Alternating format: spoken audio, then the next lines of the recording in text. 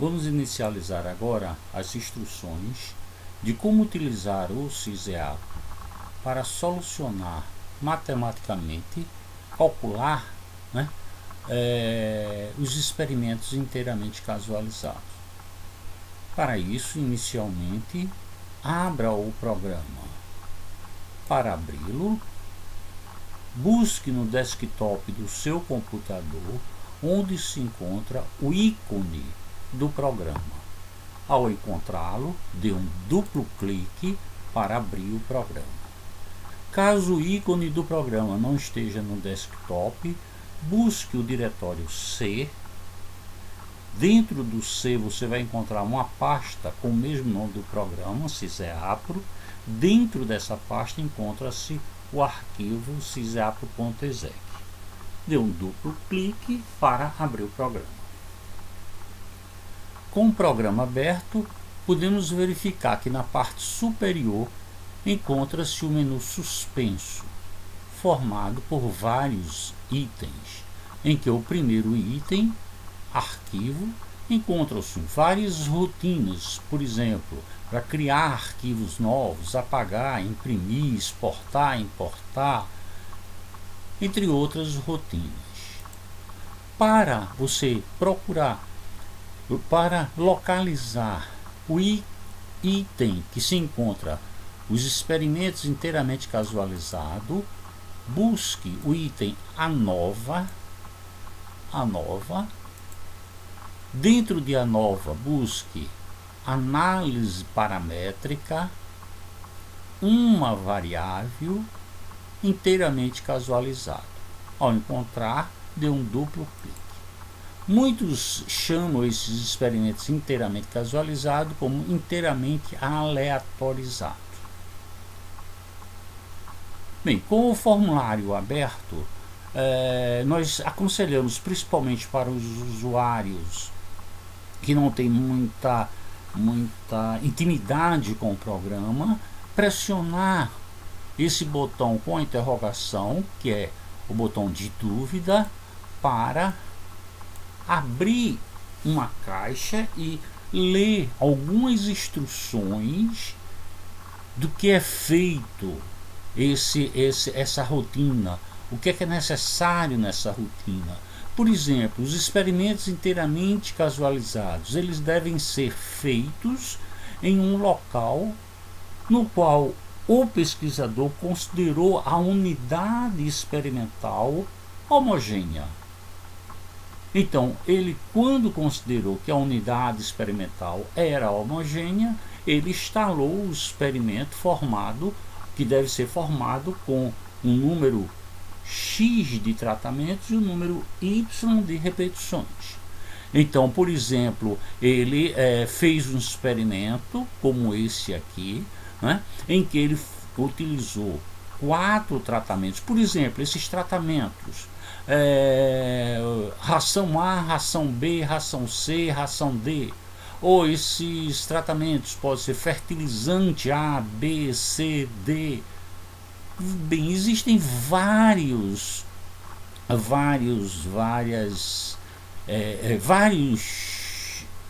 itens, várias pesquisas que podem ser feitos com os experimentos inteiramente casualizados. E nós estamos verificando também que, pelo menos, foi desenhado e foi chegado até o final, em que cada tratamento foi repetido 5 vezes. Não é? Lembre-se que esses experimentos inteiramente casualizados não têm essa obrigatoriedade de um número de repetições em todos os tratamentos. Bem,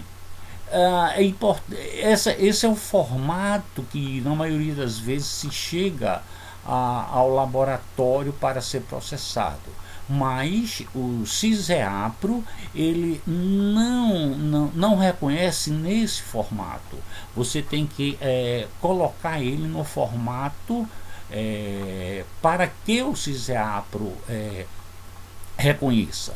Então, para isso, nós criamos um arquivo novo, em que esse arquivo ele deve ser formado por 2 vetores. um vetor resposta. Nós estamos intitulando aqui o nome resposta, mas pode ser qualquer um do seu experimento. Então, por exemplo, se esse experimento aqui, esse daqui são dados de peso, pode ser peso versus tratamento.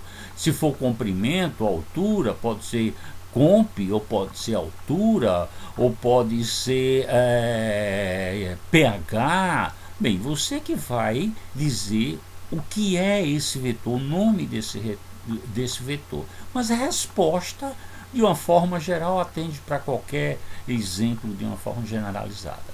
O outro vetor é um vetor, para esse caso obrigatoriamente eu vou informar que é um vetor alfanumérico, né, em que eles vão qualificar cada valor da resposta que você botar. Por exemplo, foi digitado com esse formato aqui, então 7, 8.5, 7.9 e todos eles tratamento A, né? Então houveram 5 tratamentos A, o último 5 tratamentos de B foram digitados com esse formato aqui.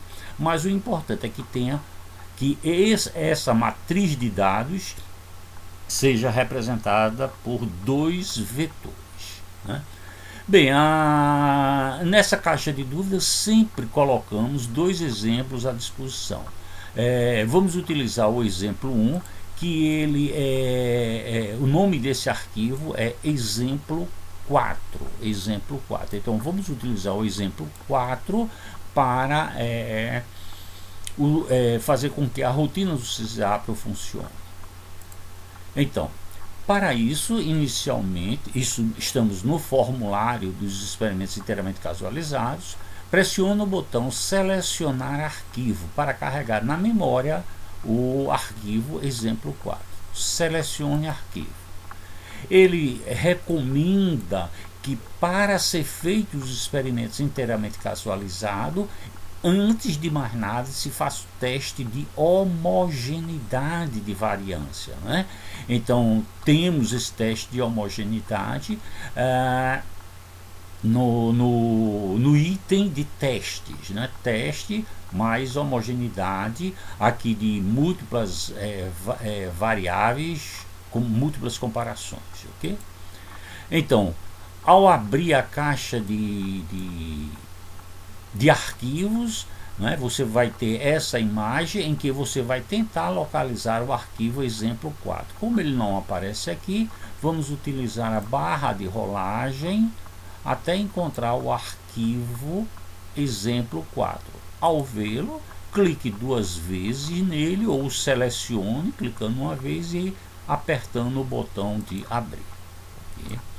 Então, antes de fazer qualquer operação, nós recomendamos certifique-se que é o exemplo, se é o arquivo que você está querendo trabalhar, para não pegar um outro arquivo e fazer o cálculo pensando que é o arquivo que você esteja trabalhando. Então, como falamos antes, é um arquivo que tem apenas 2 vetores, o vetor de tratamento, que é um vetor qualitativo, e o vetor resposta, que pode ser peso, comprimento, pH, altura, bem, várias respostas, vamos dizer, para o experimento. E vamos colocar essas informações dentro dessas janelas, respeitando obrigatoriamente o que é que cada um está pedindo. Então aqui deve ter o vetor resposta, onde você colocou as suas respostas, quer seja pH, temperatura, oxigênio, altura, peso, né? Então vamos carregá-la. Veja que aqui só é permitido entrar uma variável que seja numérica, porque essa daqui é alfanumérica, ela não é carregada aqui. Agora, poderia aqui esse tratamento ser também um vetor numérico, tipo tratamento 1, o B seria tratamento 2, o C tratamento 3, então poderia ser também um numérico, então aqui iria aparecer os 2. Então tomar cuidado para selecionar o que é na realidade, o que tem as informações da resposta dos seus tratamentos.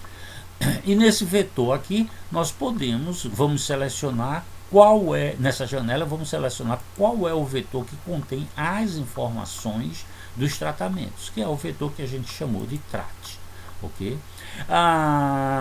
Esse vetor resposta, ele pode ser utilizado nele qualquer transformador que esteja disponível aqui.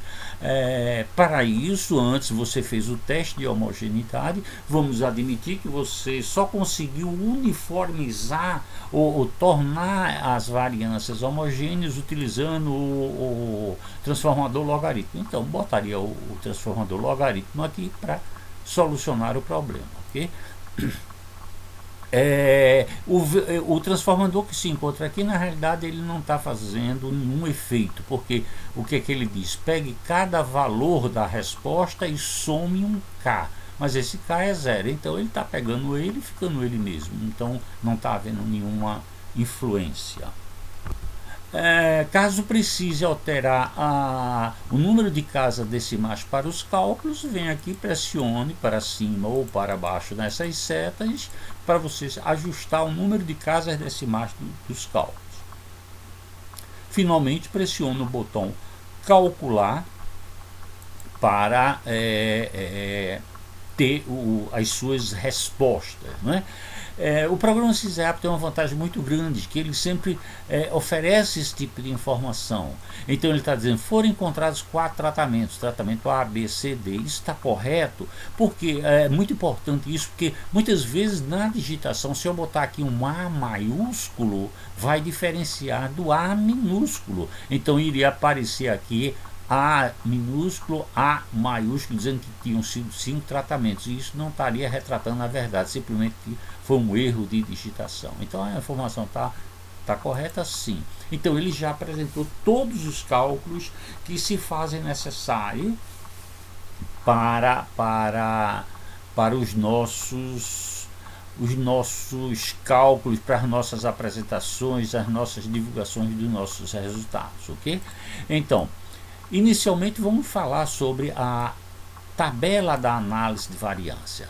Bem, esse cálculo aqui, que é a nova análise de variância, ele está me apresentando o seguinte, que a fonte de variação do tratamento houveram 3 graus de liberdade. Por que 3 graus? Porque tivemos 4 tratamentos, então 4 tratamentos menos 1, 3. O total foram 19, porque dá 4 tratamentos vezes 5 repetições, 4 vezes 5, 20, 20 menos 1. Bem, e a parte do cálculo em si. Mas o mais importante para a gente nessa tabela é que foi estabelecido uma hipótese de nulidade. Essa hipótese de nulidade é afirmada que a hipótese de nulidade, que pelo menos um tratamento, que todos os tratamentos são iguais estatisticamente. Então A é igual a B, que B é igual a C, que C é igual a D.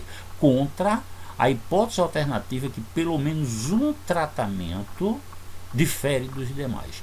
Então você veja o seguinte, pelo esse nível de probabilidade que está muito pequenininho, ou seja, aqui é 0,000007, né? Ou seja, muito menor do que na maioria das vezes a gente pressupõe uma análise a 5%, ou seja, 0,05, podemos concluir que pelo menos uma média difere das demais. Isso porque foi feito uma avaliação em 0,05%. Aqui, ó, por esse número, posso até dizer que existe 99,99% de certeza de que pelo menos um tratamento difere das demais.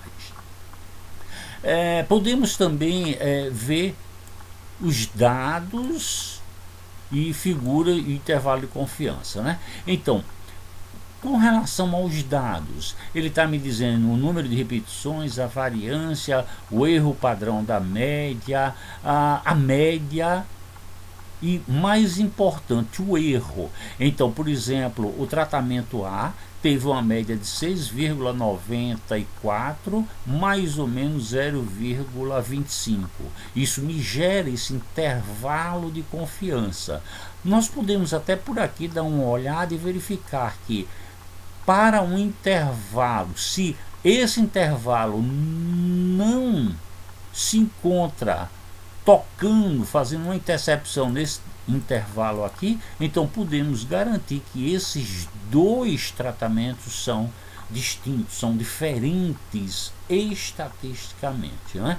O coeficiente de variação foi estimado em 2,77, considerado um experimento muito bom, um coeficiente muito bom, muito baixo, ou seja, os resultados foram muito bons, né?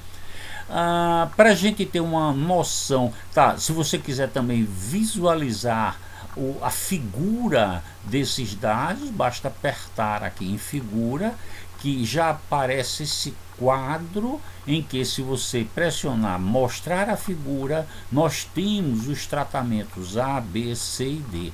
Para que um tratamento seja diferente ou igual um do outro, esse limite aqui, o limite superior de 1, tem que estar no mesmo nível, pelo menos, do seguinte. Então você veja que não existe nenhuma interseção entre os tratamentos. Então já podemos concluir que todos os 4 tratamentos foram distintos um do outro.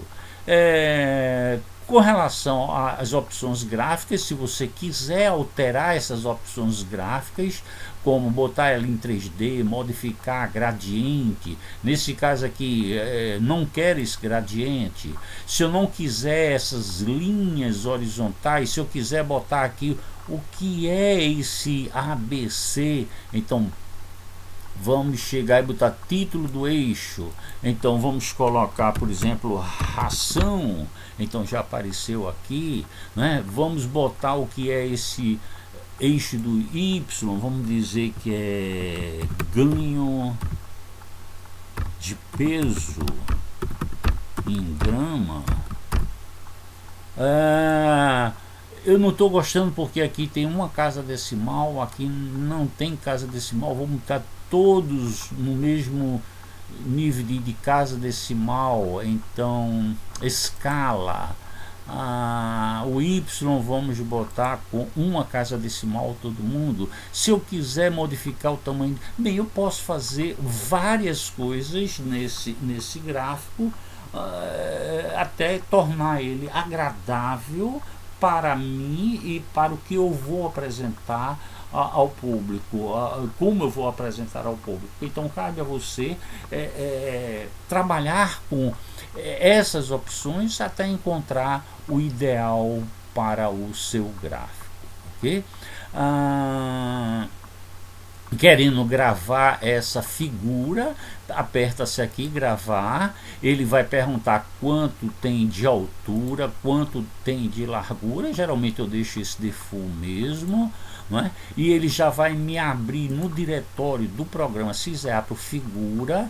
Basta que você botar o nome do arquivo que você quer e em que formato, se no formato BMP, WMF, JPEG, aquele que mais lhe convier, não é? Aqui geralmente é muito utilizado o JPJ, porque ele consome menos bytes e gera bons gráficos, mas cabe a você decidir qual que é o melhor. Múltiplas comparações. Então aqui a gente já pode ver o que foi visto, pode ver estatisticamente, matematicamente, o que foi visto anterior, né? Então aqui nós temos uma tabela, em que essa tabela eu tenho os tratamentos eu tenho as médias e tenho as letrinhas, isso já oficial, dizendo quem é diferente de quem. Então tá bem claro aqui que nós temos os tratamentos A, B e C, e temos A, B, C e D, letras distintas, né, entre os tratamentos. Então não há uma igualdade estatística em nenhuma das rações. A grande pergunta é: quem foi a melhor ração? Então, se é que estamos pesquisando nível de ração, então busca-se pelo valor e estatisticamente é considerada aquela de maior número, já que ela não é igual estatisticamente a nenhuma das demais. Mas cabe a você, como profissional, discernir, porque muitas vezes foi bom esse ganho, mas o quanto representa financeiramente daqui para aqui. Então você que tem que discernir esse tipo de diagnóstico. Ainda muito poderoso também as opções que nós temos de fazer esse tipo de comparação. Se queremos fazer via Tukey, Danca, Stewart, SNK, você que estabelece o que você quer e o nível de significância que você quer. Nesse caso estamos trabalhando com 5%, que na maioria das vezes, principalmente nas ciências agrárias, 5% é muito confortável, é um alfa muito bom. Isso retrata que 95% de probabilidade de você estar acertando o verdadeiro valor de média de cada um desses tratamentos. Bem, podemos também, em todas essas 3 abas foi gerado um relatório, que esse relatório se encontra nessa parte. Se eu quiser gravar esse relatório, eu aperto gravar, ele vai abrir a pasta texto do CISEAPRO, basta aqui você colocar um nome nesse arquivo e vai ser no formato TXT, que você pode depois transferir esse arquivo para qualquer processador de texto, né? Se você quiser imprimir ele diretamente em uma impressora, basta você pressionar aqui que ele vai diretamente para uma impressora. Uma outra forma também, muitas vezes a gente recomenda, é simplesmente uma seleção aqui. Basta eu clicar aqui e vou apertar Ctrl A, ou seja, eu selecionei todo esse meu relatório. Agora faço Ctrl C, botei na memória do computador. Vou agora para o processador de texto que eu estou trabalhando, coloco o mouse no ponto onde eu quero que as informações sejam inseridas e faço Ctrl V. Então é passado automaticamente todas as informações do que você fez de cálculo nessa rotina.